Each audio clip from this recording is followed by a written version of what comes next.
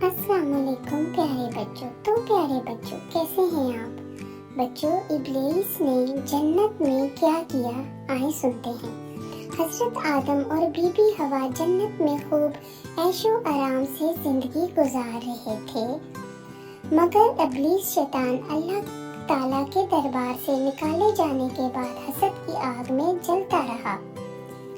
इसको ये गम था कि ना हजरत आदम बनाए जाते, ना ही इसको इन्हें सजदा करने का हुक्म मिलता, और यूं वो जलील व रसवा करके जन्नत से निकाला ना जाता। वो तो घमंड में खुद को हजरत आदम से बेहतर समझता था। अल्लाह ताला की निगाह से गिराने के लिए इब्लीस ने इन दोनों को बहकाना शुरू कर दिया। बच्चों, जिस दरख्त का फल तुम दोनों को खाने से अल्लाह ताला ने मना किया है, वो इसलिए किया कि तुम दोनों इस फल को खाकर फरिश्ता बन जाओगे या फिर हमेशा हमेशा की जिंदगी हासिल कर लोगे।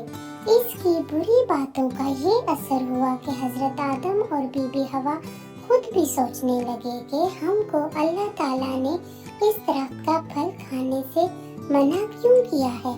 तो बच्चों, शैतान बहुत बुरी चीज है, आपने भी बचना है। अगली वीडियो में बताऊंगी आगे क्या हुआ। इसके लिए मेरे चैनल को सब्सक्राइब करें। प्यारे बच्चों, अल्लाह।